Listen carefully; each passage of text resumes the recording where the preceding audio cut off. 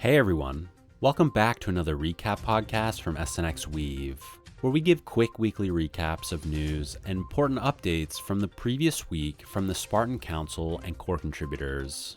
Let's get started. Starting off with some staking updates, new staking participation is still increasing, but has slowed since the early days of the 420 pool release.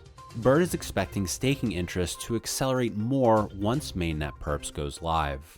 There's currently 8.16 million SUSD staked in the 420 pool, earning 5.96%, and Infinix staking is now live for patrons and will be rolled out for non-patron holders over the next month.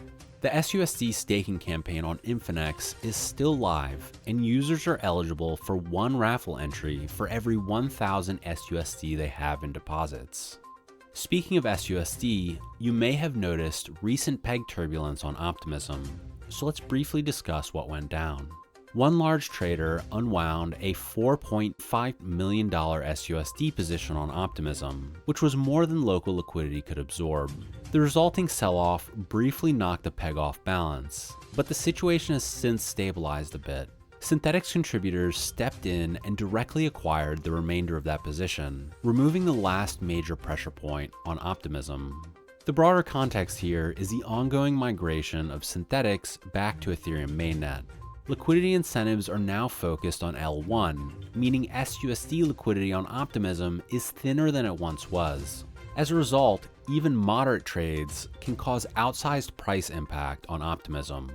If you're holding SUSD on Optimism and looking to LP, stake, or prep for Synthetics mainnet, now's the time to bridge to mainnet at legacy-staking.synthetics.io/bridge. Heads up, however, bridging via the native Optimism bridge has a 7-day withdrawal delay, and you'll need ETH on L1 to claim. There's no slippage or fee on the SUSD itself when bridging. Despite the volatility, peg stability remains a core priority. Liquidity incentives are still active for SUSD, SUSD ELPs, SUSD stakers, and SUSD depositors on Infinix. Expect more details soon on how SUSD fits into the new system as the protocol transitions to Synthetics mainnet. In the meantime, join the SUSD War Room channel in Discord if you have any questions.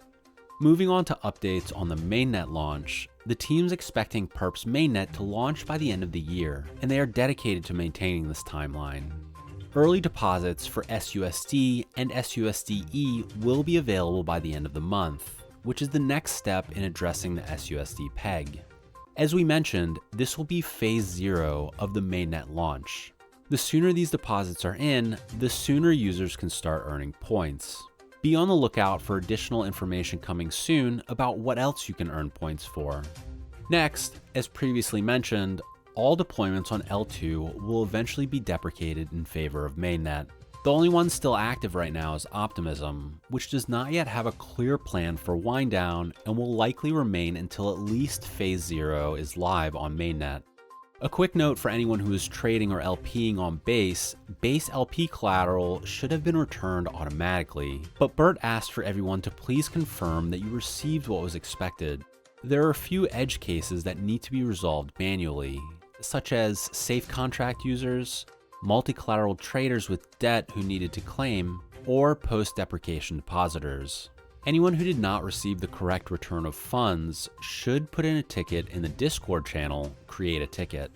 Arbitrum was a bit different. There was no auto-return feature set up because the collateral and debt were different assets.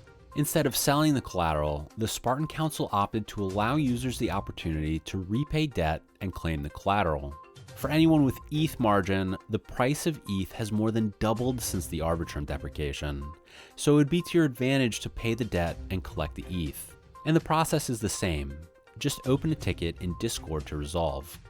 Lastly, a quick operations update. Governance calls are shifting to a monthly cadence, and informal weekly office hours will now be held in the DGen voice channel for open community Q&A with the Spartan Council and core contributors, so be on the lookout for announcements regarding those sessions.